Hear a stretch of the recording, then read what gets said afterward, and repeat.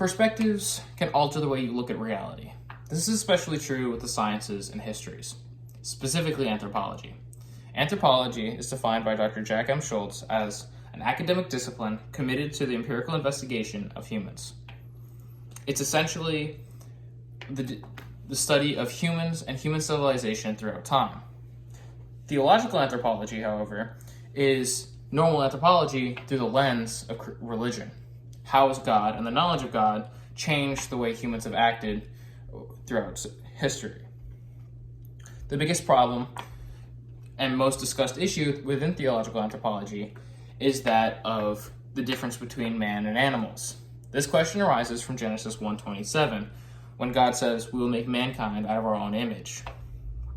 This word image, or the image of God, has sparked millions of debates over centuries, and perspectives differ widely on it, including Dr. Matthew T. Seddon's perspective.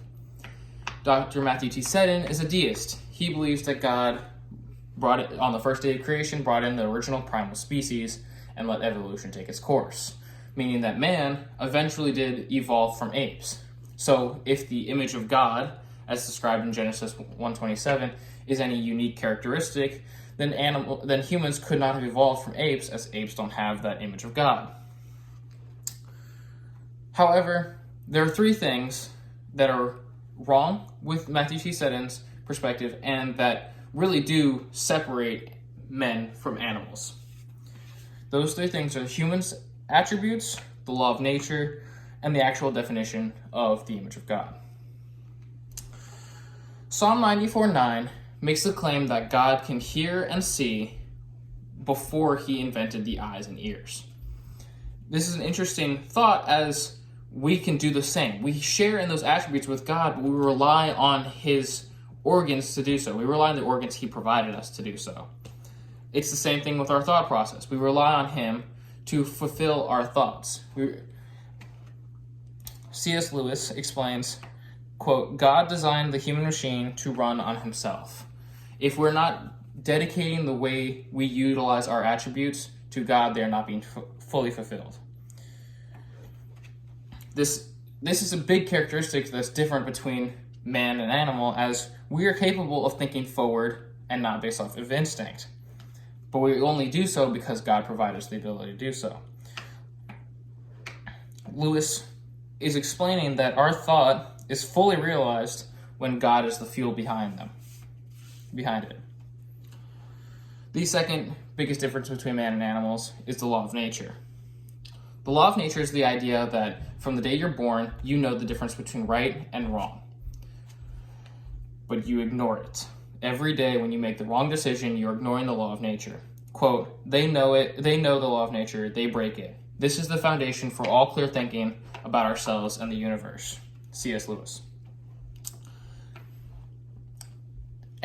We know animals cannot have the law of nature, as the actual law is called the law of human nature. And because it is the foundation of all clear thinking about ourselves and the universe, and animals can experience that, that's already a unique characteristic to humans. And thirdly, Dr. John M. Frame describes in his book Systematic Theology what the image of God actually is. He says that images back then were very common things. Back in the day when Moses had written Genesis, it was very common for other societies to have images dedicated to their gods. If Baal had an image, it meant he had a structure or a sculpture that was supposed to look and represent him. So when humans are described as images of God or made in the image of God, we are materialistic representations of him. And we all share this characteristic, and we are to be valued as such. So our attributes, the law of nature, and us being material representations are just three of the many different things that separate us from animals. Dr. Matthew T. Seddon's perspective forces him into a corner. It forces him to change the definition of the image of God into just being diversity. So, in conclusion, if he were to change his perspective ever so slightly, he could go from believing that men are just diverse animals to believing that they're actual images of God who are unpersuaded by the law of nature.